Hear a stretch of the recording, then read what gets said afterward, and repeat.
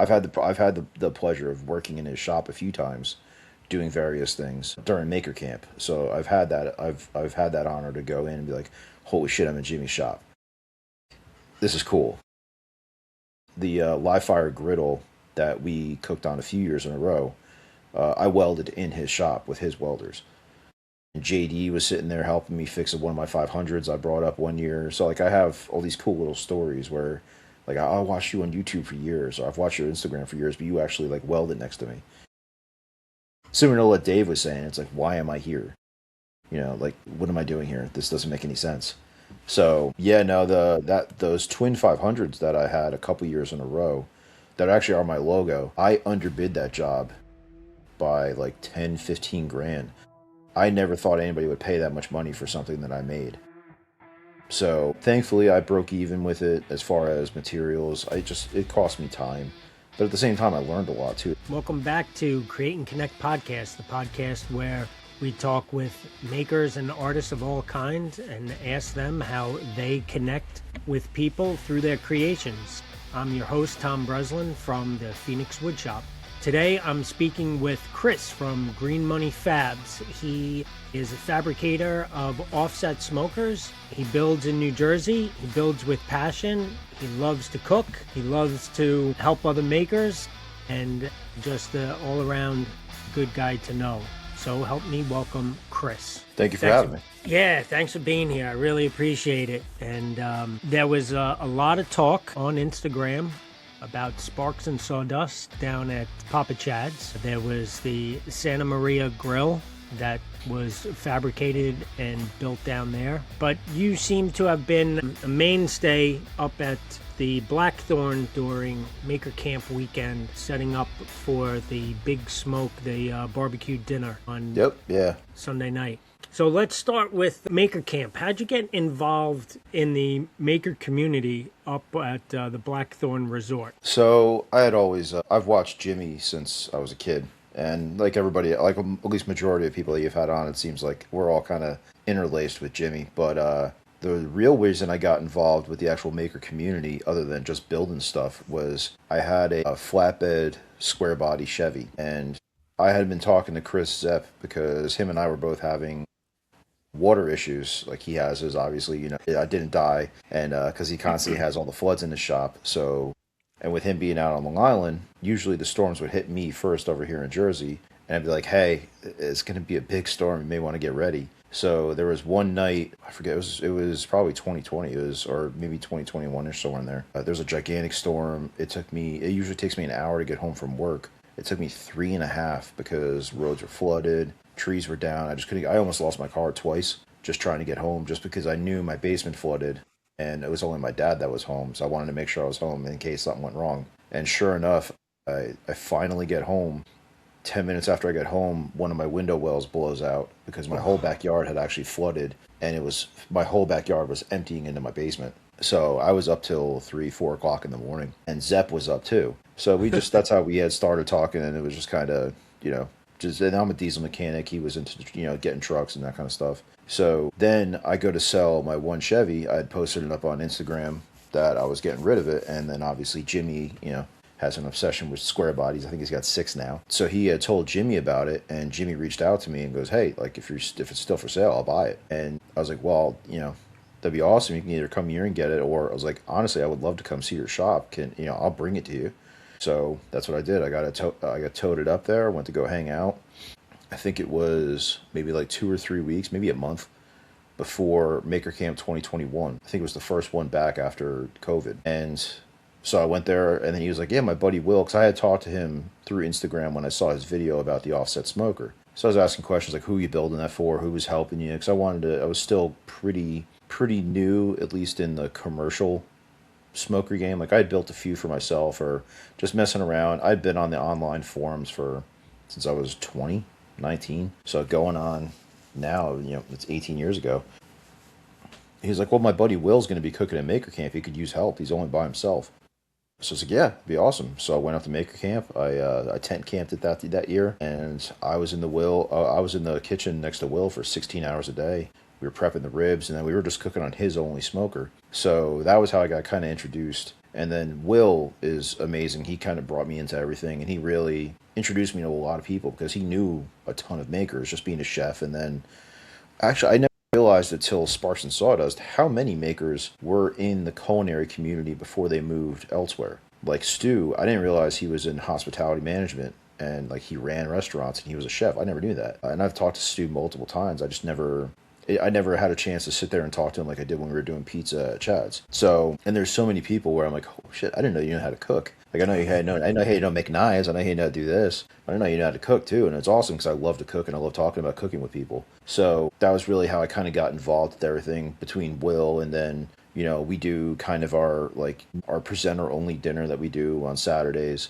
where usually it's like, you know, anybody who's presenting that really hasn't had a chance to kind of get away, we try to make them something special on Saturday. So I got to know a lot of guys that way, and then I just, with me building smokers, I just kept doing it, and then I got tired of using just one smoker, so a couple of the big ones that I built for customers, I asked them if I could borrow them, they let me bring them up, and then 1,000-gallon, that's still sitting at the Blackthorn, was one of my customers, that he wanted me to fix for him, and he never gave me the money, so it's been 3 years now, and then I was like, oh, it's donated to the Blackthorn now.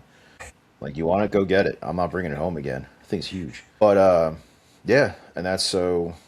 I enjoy being kind of in that. I don't mind being in front, you know, and kind of like leading things. I do it at work all the time. I present and teach for my day job constantly. So I don't care about being in the front, but I'm very good at doing the support role stuff. So like with you know doing the Santa Maria at Chad's, I wasn't planning on having my name attached to it at all. I was just gonna let Chad do all that. Like I'll help whatever I can, but here's the grill. I never built it. I'll make sure it gets built. At least to a point. So, and then I knew, you know, with Dave and JD there, I was like, we can definitely build this. So, I've always enjoyed. Who came up with the idea for the Santa Maria grill? Why that one? Because Well, I know that's not your so wheelhouse. I build anything that has to do with wood fire. Like I don't mind doing it. And it's just a matter of like New Jersey really doesn't have, it's just getting into that live fire game. Like now that it's become more popular on Instagram and YouTube, like more and more people are starting to play with, you know, Santa Maria grills, braseros, Argentinian style grills, cooking on the crosses. Like you're starting to see that more, like the asado style crosses. You're starting to see that more and more out here. I had the pleasure of cooking with another chef that I met through Steve Pellegrino, and had the opportunity to cook with him back in February on cooking a pig on the cross. Like that's not very, very, you know, very often that happens in New Jersey. So we're slowly trying to catch up with everybody else when it comes to the open fire stuff. But Chad had seen the pizza oven that obviously I built for Dave, and the one that I built for him or cut out for him. And then at Maker Camp, I think it was 2 years ago now, maybe, the Well.com guys had noticed that I built all this stuff, and they were like, we really want to talk to you about doing something at camp. And that was how the smoker came up that we built over at the Lincoln Electric tent. Like I think it was 2 years ago now. So when Chad saw that, he was like, you know, he had reached out to me because him and I talked, especially after building the 500. I bust his balls all the time, and we go back and forth, and we text all the time. And he was like, hey, I want to do this thing, and I tell him, I was like, I would love to. I don't like March, as long as it falls within this time frame for me in March, because I have a lot of stuff for my day job. Like I literally got back from Sparks and Sawdust, and the next day drove down to Atlantic City for a week, and I was down there for a week of work. So like it fell in perfectly with that weekend. He had said like, I would love to build something metal. You know, do you think we could build a grill and then we can give it away to somebody? I'm like, yeah, I definitely think we could. I kind of overshot the design a little bit time wise. I thought we would be able to do it a little bit faster, but yeah, I mean it worked out. I should actually have it knocked out this week. Well, it was definitely, anytime something is new, it's going to be, everybody's over enthusiastic. Yeah. Everybody, you know, I know for me, I'm terrible at, say, bidding a job if it were to do a bathroom or a kitchen, and I would always underestimate the time and underestimate my cost because I was like, oh yeah, I can do it in a day or two, and it takes a week. So, you know, that was definitely a very enthusiastic build. And of course, you're imagining there's going to be more help. There's going to be more people jumping in. Well, I thought more people would be interested in welding on it, but also at the time that we had talked about it, I didn't know Jimmy was going to be there. I had an idea that Jimmy was going to be there, but I didn't realize he was going to be building something. And I mean, I'm not going to lie, if I had the opportunity to go build something with Jimmy, I would abandon what I was doing too and go over there and go work with him. I've had the pleasure of working in his shop a few times doing various things during Maker Camp. So I've had that honor to go in and be like, holy shit, I'm in Jimmy's shop. This is cool. The live fire griddle that we cooked on a few years in a row, I welded in his shop with his welders. And JD was sitting there helping me fix one of my 500s I brought up one year. So like I have all these cool little stories where like I watched you on YouTube for years, or I've watched your Instagram for years, but you actually like welded next to me. Similar to what Dave was saying, it's like, why am I here? You know, like what am I doing here? This doesn't make any sense. So yeah, no, those twin 500s that I had a couple years in a row that actually are my logo, I underbid that job by like 10, 15 grand. I never thought anybody would pay that much money for something that I made. So thankfully I broke even with it as far as materials. It cost me time. But at the same time I learned a lot too. That was the first trailer I ever built. They were the first 500 offsets I ever built. And I was like, all right, cool. I'll figure it out. You know, I bought a bunch of books on how to build trailers, and there's the engineering behind them and making sure that the trailer was rigid enough, but not too rigid, because obviously if it's too rigid, it's going to find its own weak point. And usually that's going to result in something breaking. And then just making sure, and then I learned a lot as far as like sizing trailers, because I've worked on trailers my whole life, working in the diesel industry. Like I've worked on trucks and trailers. I went to school for diesel industrial, so like I've been around them for a very long time. So when I got the opportunity to build one, I was like, all right, cool, I'll figure it out. Yeah, I'm not a trained welder at all. As I say all the time, like I know enough to get myself in trouble. So Well, you got yourself a nice little pastime, or at least, passion time, where you enjoy doing it. You're being creative. You're definitely connecting with people like Jimmy, like JD, like Dave, like Chad, and all these oh yeah, guys, where it's more than just, okay, you go weld or you do that. You actually yeah. get to collaborate with somebody who you admire, and you know that you're going to learn something. The way that you were teaching me with laying down the weld, there's more invested in learning when it's a project as opposed to just welding two pieces perpendicular together. Oh, 100%. Because also you'll get, especially when it comes to, like, that's why I love building smokers, because no matter how many times I do it, I always find myself in a situation where I'm like, okay, let me see if I could do this a different way. And then it forces me to learn. So that's why I always love, like, I go out of my way to try to cook with chefs who I know know way more than I do. Because I was always told, like, if you're the smartest person in a room, get out of the room. Like, find a new room. Go somewhere where you can constantly be learning. And I mean, I was lucky enough that I had two very good friends who taught me how to weld. They still teach me how to weld. Like my one buddy will tell me, "Hey, you're being stupid. Like do it this way," or like, "Why are you fighting it? Just do it this way." So I'm very lucky that I have those people. And then JD, Dave, are the two that I usually hit up.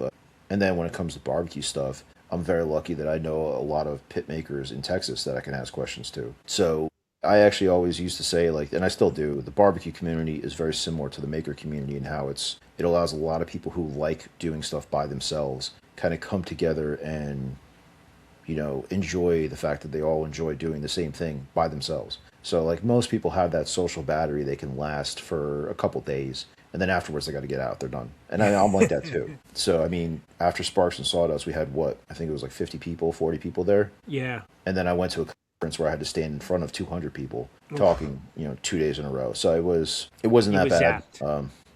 Yeah, I was definitely. I Yeah. took a couple days, and even at Maker Camp, like we'll have 1,000 people come through, depending on the year, and they all have to walk right past the pits. Like that's the way in and out. So I usually you'll get people who will walk through and just be like, oh, I got one of those. Oh, cool. You have 500 and 1,000 gallon smokers. That's awesome. Like you got way more than I do.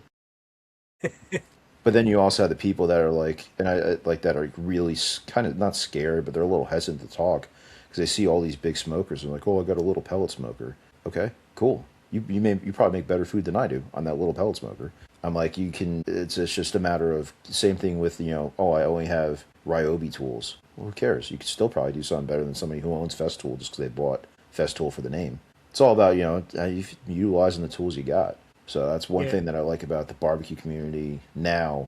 Before it used to be kind of like gate kept. It's like the maker community now. Like it's very open. People are constantly trying to teach each other stuff. It's nice. It's an enjoyable community to be a part of. Who or how did you get involved with building the smoker barbecues? So I was when like I said I was a diesel mechanic by trade.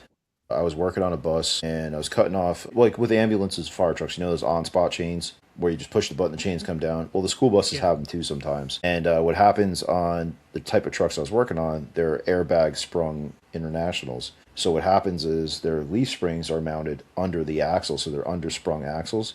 Mm-hmm. The on-spot chains are even below that. So like these chain assemblies could weigh like 50 pounds and they're leveraged off by a solid like foot and a half. So you have that like 50-pound weight bouncing up and down, constantly going down the road. It eventually loosens up the U-bolts and then it causes the rear axle to kind of dog track a little bit. So it looks like it's, just walking sideways. Yeah. So what you have to do is you have to cut the U-bolts off, straighten the axle back out, and then put new U-bolts on it. It's very simple. Well, my district, and I was the head mechanic, so there was no excuse. It was my fault. But my district was not exactly great about making sure we were perfectly safe when doing things, especially because we were short-staffed, and I was already angry that day anyway. So I went to go cut the U-bolts off. I had not realized that the weight of the truck was resting on the jack stands I had put underneath it to support the axle once I cut the U-bolts. So a 30,000 pound truck's worth of spring tension was sitting on top and I didn't realize it. Thankfully, it only crushed my hand. It didn't crush my head, which was very possible because I was looking up at the U-bolts. I'm like, what the hell is that noise? And then when I realized it, I shoved myself out and my hand was underneath. So I was in a cast. I was out for, 4 or 5 months. And all I could do was watch YouTube. There was really not much I could do. And I was getting into welding because I wanted to learn how to fix. Like, I always wanted to weld. That was the one thing we never did in my house or my family. Like, I had one cousin who did it, but that was really it. My dad always taught me, and my grandfather, we did woodworking. I have a whole cabinet shop in my basement. Like, I've done woodworking my whole life. Electrical, we did all our own. It was mostly either we were too broke or too cheap to pay somebody to do anything, so we figured it out. I mean, we had a whole library of popular mechanics books on how to do everything, but welding was never something that my dad got into, my grandfather never got into. So I wanted to learn it because that was like that one trade that no one really did, and I had nowhere else to look. So at that time, YouTube was really just starting to get started when it came to like tutorials and stuff like that. So I learned from Jody, I learned from a couple other people, but then there was this guy that I was watching he was a little farm kid. He was not much older than me, and he started building these smokers. And I was really into barbecue because I love to cook. So I saw these smokers he was building, and I'm like, these things look terrible. And he was selling them for like $2,500, $3,000. I'm like, I could do that. And it was right around the time where I started really debating being a full-time mechanic because crushed my hand. Who knows when I'm going back to work? Who knows if I'm going to have full use of it? Thankfully, I got most back. It can't open my thumb all the way, but other than that, pretty good. But at the time, I wasn't sure, so I was like, screw it, I'll start messing around. I was too cheap and too broke to go buy an offset, so I found the stuff online. Thankfully, I was the head mechanic at my shop. I made them buy all the welders, so I taught myself how to, the state taught me how to TIG weld and how to MIG weld. So, because I just sat there and just kept burning through stuff and just kept welding and welding. And for what I was doing, MIG welding was more than enough. So that's why I never learned stick welding. I still don't like it. I'm getting better. Thank you to, Dave, JD, as well as Austin and Bo at weld.com. They all they make fun of me about it, but they still have the patience to help me try and move forward with that. But I mean, I have, at this point, Christ, a couple 1,000 pounds of wire through my MIG welders now. Something like that. Some ridiculous. Like, I've done a lot of MIG welding for somebody who's not a welder. I don't do it. Never been a welder by trade. Never been professionally taught. I've had a lot of professionals yell at me, but I've never actually been taught. So, How many but smokers? that's how I got started. I'm at like 55 now or 60, Wow. something like that. Yeah. And when did you start selling them? 2000. So officially, Greenmoney Fab was established in 2021, and I think 2020 is when I made or 2019 maybe my first made my real one. So going on 7 years, Wow. something like that.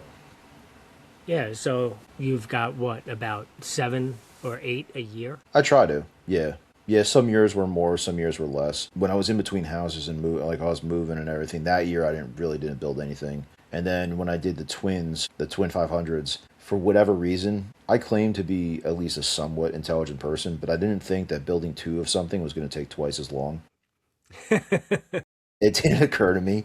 So I booked myself up and it pushed me back on my books like a solid 8 months. And I Wow. only just recovered and I'm still slow. Like I'm not a fast person. When I was flat rate as a tech, I was a slow tech. When I was in my shop, I took my time. And when I'm out here, I take my time. I make sure I hate doing things twice. So I mean, if I do, I do. It is what it is. But I really, if I could avoid it, I don't want to have to go back and fix something. So if I have, if I'm building a smoker and I see something like, do you really want to cheap out on this now, or can I just build it? You're just going to bring it back to me for to add a second food grade. Why don't I just, all right, I'll cut the price down for you. So just get the second food grade so I don't have to do this again. Or so I would do stuff like that. I'm like, I don't want to do this a second time. Let me just do it right and just be done with it.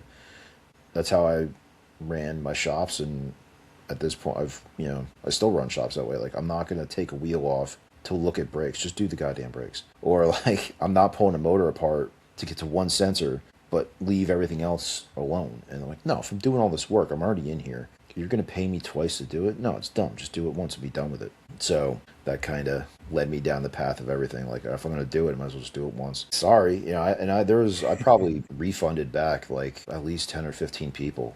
I could have built more if I just actually was able to build them faster. But I was very bad, and I'm still not great at time management when it comes to that. Because balancing the day job, which obviously pays the bills, and then these other things, then I feel guilty about working on my own stuff. But then it gets to a point where I can't go get steel if I don't have a truck, or I can't go get steel if I don't have a trailer. Like, both of them are in pieces, so I got to take a week or two to go fix that, and then it just snowballs from there. Yeah, it's amazing how life gets in the way of living. Yeah, it's those damn day jobs. It's terrible. Yeah, but you got to pay the rent. You got to grind it out and do what needs to be done. And Oh yeah. you have a passion and you're able to fund it. That's fantastic. How did you meet the guys from Weld.com? So it was at the first maker camp that they were at. They were just walking around. Bo was going around with the camera guy at the time. I don't think it was Don. I think it was somebody else. But they were just going around interviewing people, and they came by for the Saturday night smash burgers when they were there. So we were sitting there talking. They're like, "Hey, you built that?" I'm like, "Yeah." Like, what's that? I'm like, I had some scrap this, some scrap that, and welded it together. And they're like, "Oh, did you get plans for it?" I'm like, no, I just built it. Just thrown it in. I wanted it, and so I built it. It was better than buying it. And so we just started talking, go back and forth. And then I had told them that one of these years I wanted to build a smoker at Maker Camp for Maker Camp and leave it there, like a big one. My idea was I wanted to build a 500 or 1,000 gallon, because they may seem gigantic, but at the same time, if you have multiple hands, like, whereas the Santa Maria, we were all kind of like on one piece for the most part. Like, JD built the food grate. Well, when you're on a 1,000 gallon, you can have six people building food grates because there's like 6 or 8 food grates to build. You can have one person just working on the collector. You can have one person just working on the firebox. It's much more spread out, especially if you have the capability welding wise to be able to really kind of like separate and then conquer, or divide and conquer. So that was my goal. And then thankfully, Send Cut Send sponsored the build that year, the next year when they came back for when we built the smoker together. Send Cut Send sponsored all the steel, and which that was not a cheap smoker to build, not at all, because that was all 1/4 inch plate. Because as you know, I don't like doing anything light. Everything has to be heavy because I'm a bad engineer. So if you can't engineer it, overbuild it. And then everything was press broken too, because they wanted to highlight that they now have that ability to CNC press brake stuff. So it was all heavy. And that was when Dave had mentioned that, he was helping me with the stick weld. And that was the year that I was begging Bo and Austin. I'm like, please don't do stick welding. I'm like, let's MIG weld it. Please MIG weld it. It'll be so much faster. It'll be so much easier. And I hate stick welding. I'm so bad at it. I'm like, do you really have to? We have to do this. You're like, yeah, it's gonna be great for everybody to learn. I'm like, I don't want to learn. I don't want to. I don't want to learn this in front of 1,000 people. Let me learn this separately. And they were great. They were if I was going to embarrass myself in front of that many people, those two were the best to do it in front of, because they were just busting my balls the whole time. Had so much patience with me. It was awesome. It was such a great fun. It was a good time. Yeah, So those guys are good guys, and to have the patience to let somebody make the mistake and just say, yeah, okay, now try yeah, it like this. It's awesome. exactly. And I mean, and that was when it was so funny. I was talking to Don, who was the guy that was there with Bo at Sparks and Sawdust, and we were talking about the smoker bill because he edited it. He wasn't there to do the any of the videography stuff, but he was editing it. And then I was joking around. I was like, "Hey, do you remember that sock commercial that you guys did, the sock ad?" He was like, "Not really." I'm like, "Remember when Austin pulled my pants up and you could see my socks had slid down?" It's like, "Did you see the look on my face?" He was like, "Oh yeah." I'm like, I was not happy at that. I was not in a good mood. And he was like, "Oh yeah, no, that was hilarious." I'm like, "Yeah, it was funny afterwards. It wasn't funny in the moment." I'm like, it was stick welding is not my game. I'm getting better, much better. And then Austin and Bo, I'll shoot them texts, be like, "Yo, is this right? What do I do with this? Is this better?" And so they, especially Austin, he's absolutely hilarious, and he'll be like, "Yeah, it's not bad if you had your eyes closed." So, but it also inspired me to actually sit there, and I burned, I think, 10 pounds of rod, just one rod after another, because I was angry that I wasn't good at it. So, as Austin says, I definitely need to work on my anger issues, but I'm getting better. So, but yeah, Well, that's how I met them. Was at that was just kind of just sitting there bullshitting, and then they saw, "Hey, I have this scrap built smoker. Like, how did you do it?" So, and we sat there and bullshitted for a little bit, and I saw them the next year, and then doing the smoker build, and then this past year we did the welding test that Dave cheated at and beat me, but it is what it is. would he bring something from home and just drop That's it what I in? said. That's what I said. He was like, I was like, you had them helping you. See, guy, there was a grinder I didn't know about or something. But no, that was a good time. That was a lot of fun, and it was cool also because it gave me something to practice too. So like I was, vertical uphill I can kind of do, but it was always something just like everybody else that like the vertical uphill is probably one of the more difficult welds to do. So it's not something you can just kind of all right, cool, I'm gonna just go right up and do it on your first try. I mean, I'm sure there's some people out there that can do that. I am not one of them. So it gave me a reason to really sit there and just kind of just run bead after bead after bead after bead, just giving it as much practice and messing with the settings. And because when you do the same thing over and over again, you kind of set it and forget it. You're really not paying attention. Like, oh, I wonder how my putting more wire feed speed into this will affect it versus taking it out without changing the voltage. And that was something I still struggle with, is trying to remember the correlation between wire feed speed and voltage. I've done electrical my whole life, and for whatever reason, it doesn't translate in my head when it comes to welding versus working on a truck or working on a house. So, but it's cool to have a reason, and then like with the Santa Maria, that's a perfect reason to actually learn how to weld. Because at the end of it, you get something like I can use this to cook, I can use this to do this, or I can feed people with this. And that's the one thing I love about building the smokers, is that I'm not, for as much as I talk, and if you get me talking about a subject, I'll talk for hours. I never shut up. But I'm not exactly a gigantic people person.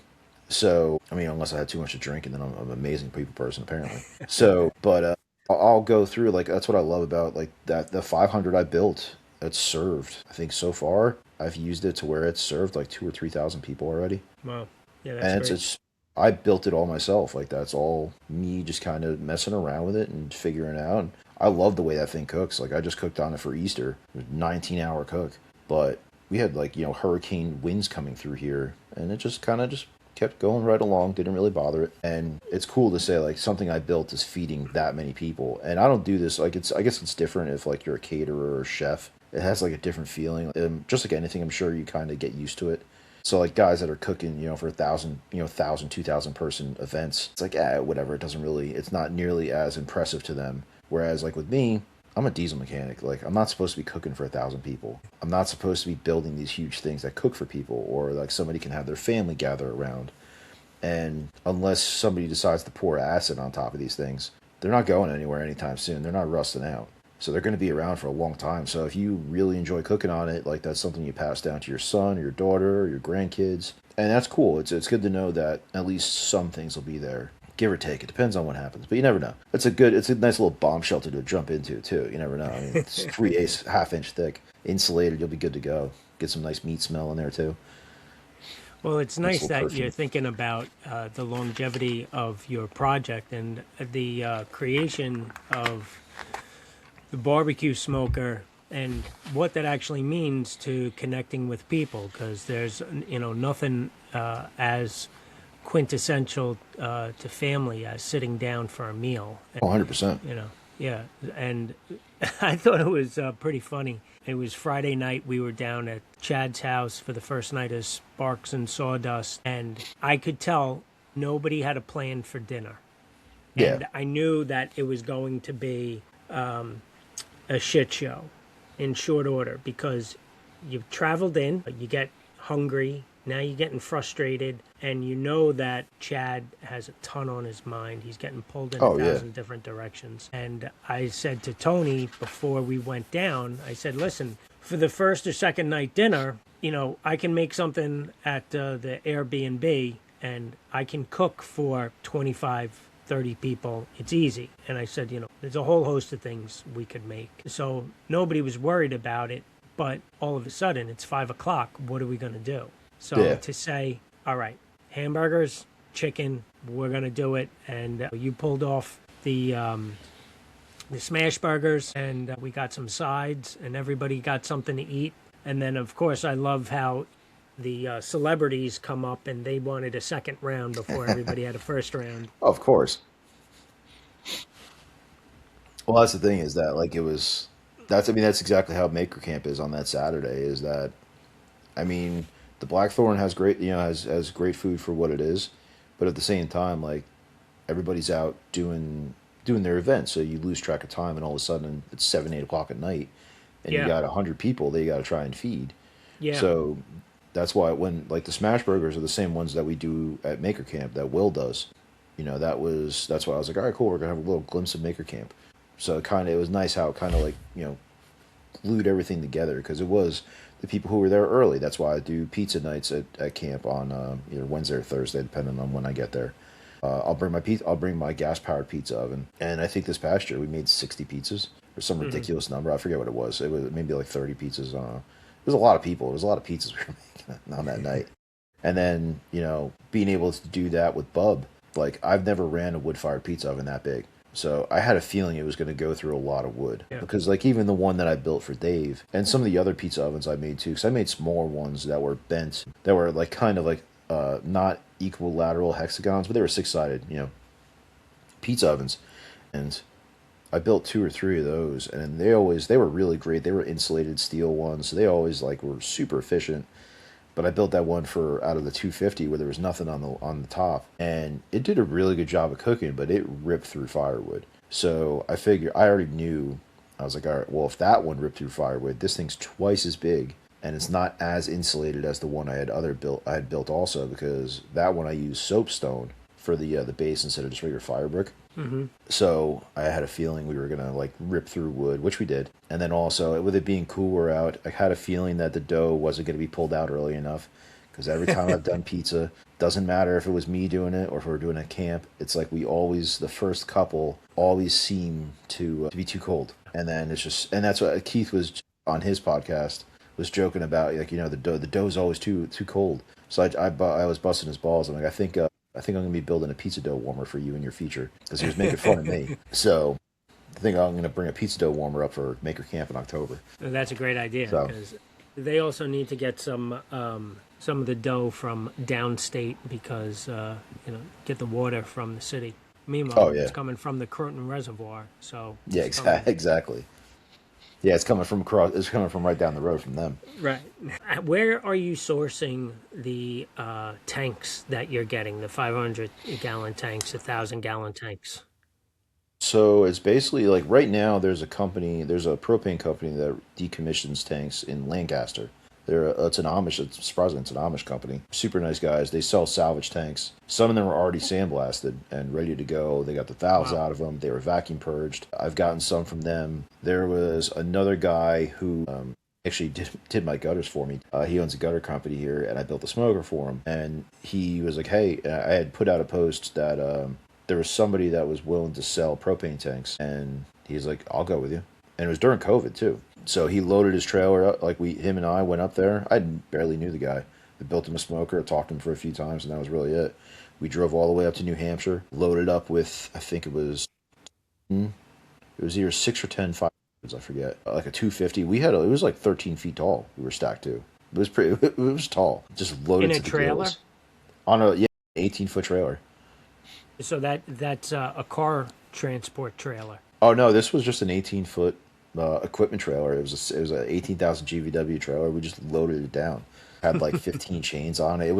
But it was during COVID, so the cops weren't doing anything about it. Nobody really cared.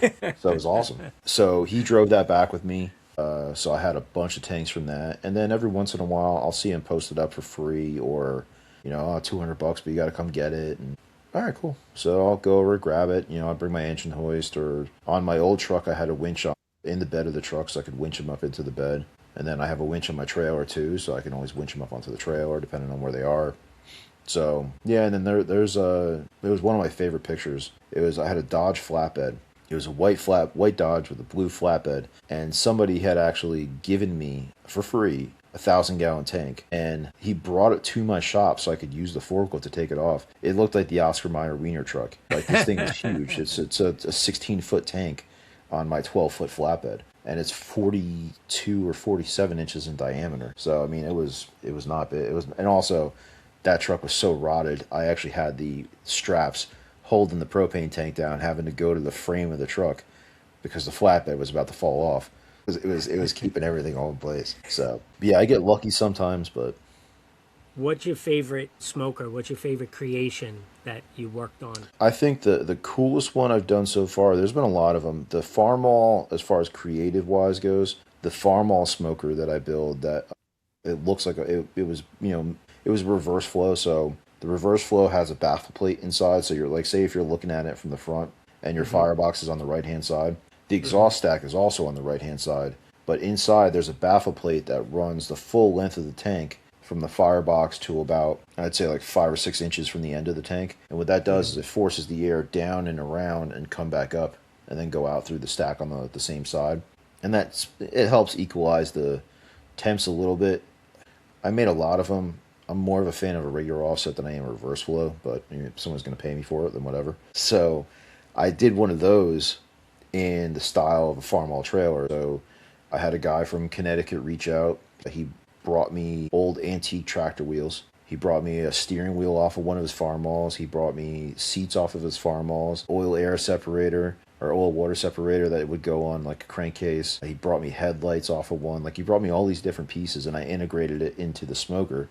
And then that was one of the first things I ever got plasma cut by Senkatzen was the name tags. That was even before I had my plasma table. Yeah, creative-wise, that was definitely the coolest one I ever did, at least so far. It allowed me to play with it a little bit, and like, I was this close to motorizing it. I just didn't have the time to do it. But I was this close to putting a DC motor on it and making those wheels turn.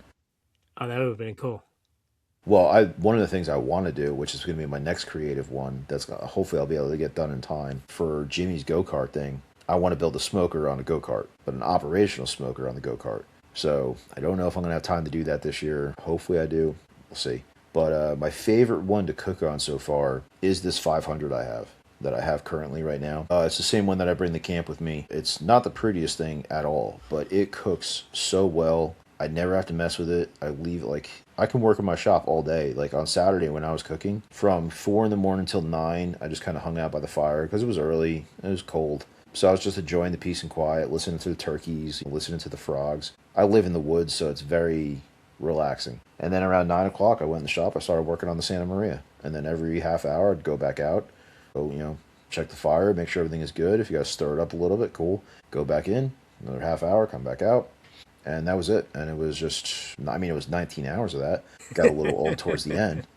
But, yeah, it's super easy to cook on, and that pit is what lets me cook on so many other pits at camp, is because I know that's the rock. That one, as long as nobody touches anything on me, I can just walk away from it. I don't have to pay too much attention to it. I can give my attention to the other 3 that we have usually. So that's my favorite one to cook on, for sure. Whose idea was it to make the Santa Maria? Was that Chad's, or were you thinking Well, he goes like, is there anything we could build in a weekend? I'm like, we could probably do a Santa Maria grill. I'm like, I haven't built one yet, but I have designs for them, and I can make it like tailored to what we do, Because originally it was going to be a smaller one, and then we're both looking at it, and I was like, it's too small.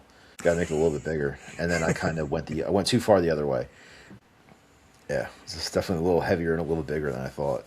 And then also, this is one of the main reasons why I want to keep a CNC table, is because I know how to design to a point, but I'm always going to screw up just a little bit. Like I have that little, there's always that little bit of touch and mess up. So originally when I did the flat pattern for like when you have the layout for the bends, originally when I did that, the ends of the bends were all touching. I do not know what happened because I had to do it a few times because we were having issues sending the files over.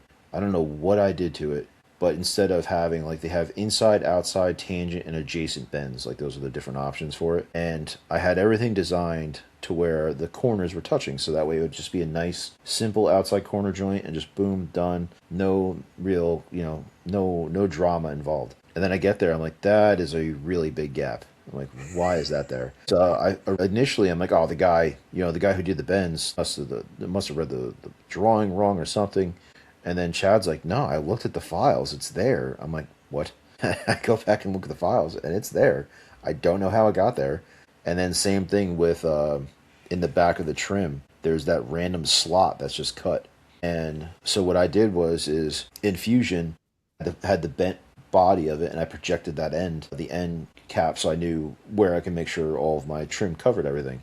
Well, I must have left one of the construction lines in there, and then I translated into a cut line. And all right, well, now we have a 60-inch wide slot that's just cut in this trim for who knows. So those things make me love having a CNC at home, because the idea of, like, I have to trust that my design is 100%. It's never going to be 100%. I don't care how much training I go to. I'm going to screw it up somehow.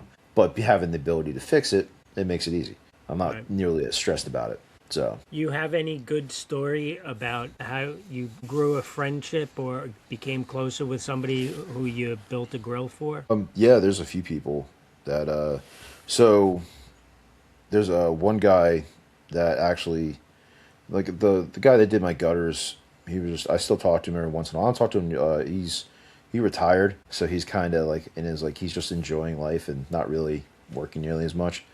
So, but the guy that I built the farm all for, I think he moved down south. He moved to Florida. So I used to talk to him all the time. He used to reach out. He would send me, different pictures like, oh, could we do this? Could we do that? I was like, yeah. So I built a few things for him. And Dave and Chad, currently right now I'm building a smoker for Dave. So I guess to match the pizza oven for him. Chad's got Bub, and him and I had already talked about the possibility of building another grill. Then there's a few makers who I'll talk to.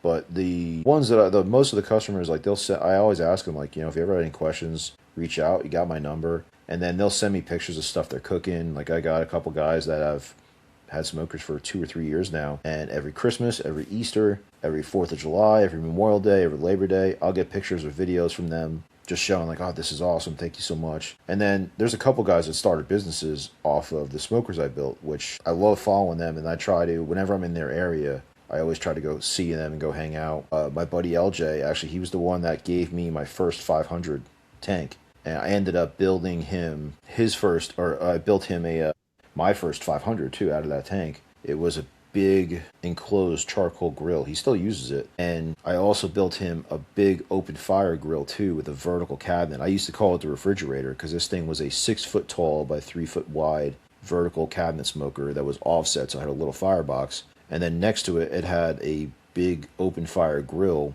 that had adjustable shelves instead of the Santa Maria where it raises up and down with the crank. Yeah. So he has a restaurant over here in Oak Ridge in New Jersey. Absolutely amazing fajitas. Like I will go out of my way, and thankfully now he's close enough to my day job where it's a half hour each way. And I have a lot of flexibility on my job, thankfully. So I just go eat for about 20 minutes, a half hour, and I'll come back and I stay late at work for another half hour to make up for it. So it works out. Like I see him all the time. He's awesome. He's very, very cool. He's a good guy to hang out with. He just built the world's fastest food truck. So those international panel trucks where they have so he actually put an LSX motor out of a ZR Corvette in it. Holds sub chassis and everything. Did all this work. He's at the Javits Center right now for the car show. Oh yeah. Yeah, he's on the floor. Yeah, he's doing some really cool things. That's awesome. Yeah. Let me hit you with a couple of rapid fire questions, and I'll give you the rest of your night. Pizza or tacos? So I'm gonna say, for as much as I love tacos and barbecue, I'm gonna have to say pizza. I mean, I just got done making pizza dough prior to this. Okay, so. Good deal. I would have been disappointed with you if you said anything other than pizza. Yeah, I mean, I love a good taco. Don't get me wrong. I'll go very far for a good taco. I'll go farther for good pizza. So I am still surprised how so many people they pause at the question and they have to really think about it. So, I'm glad you've got your reason for the oh pause. yeah, yeah. There's some contemplation there, but I wasn't gonna throw a barbecue in there because I know what you would have picked. I mean, maybe depends on the day. It's some rich food, man.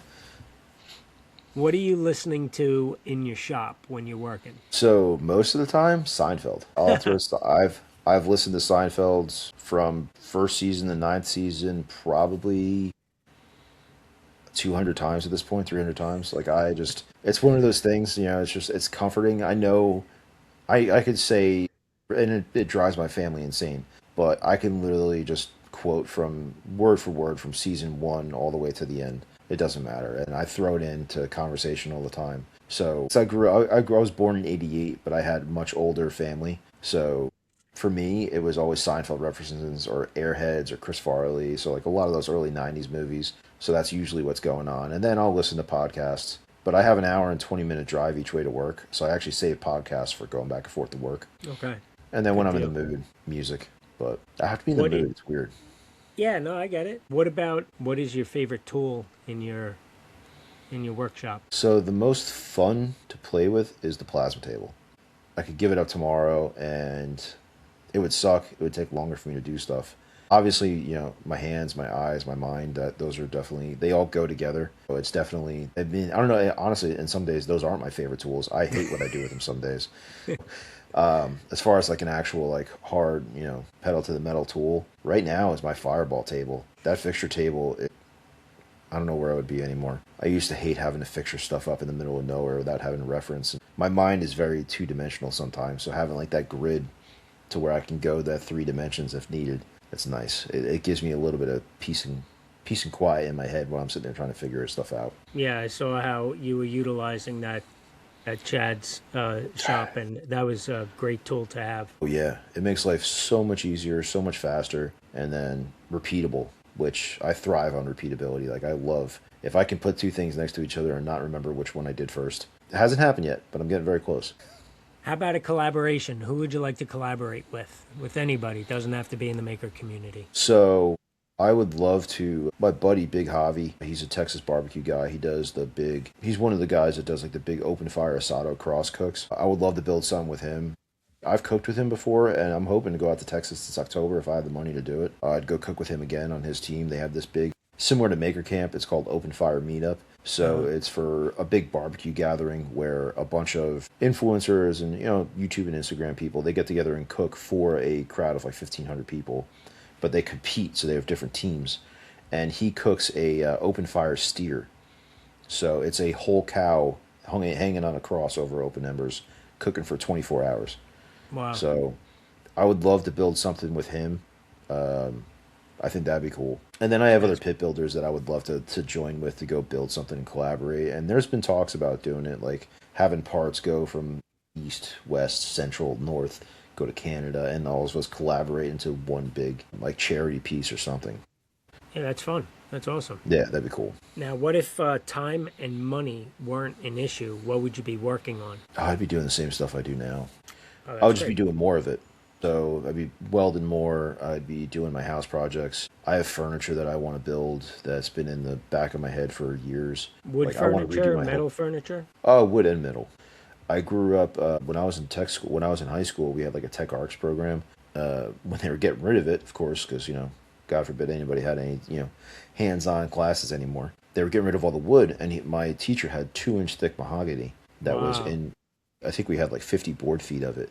That was Wow. 2 inch thick by I think 2 feet wide. So I bought all of that for like $150 and built two guitars out of it. On your Built CNC. no, this was all with so this is back when I was in so this is 20 years ago now, maybe even more, 22 years ago. So it was all as a Harbor Freight. I actually we went out and bought a Harbor Freight 1/2 inch plunge router. Still have it too, by the way. Thing is a tank. It still works.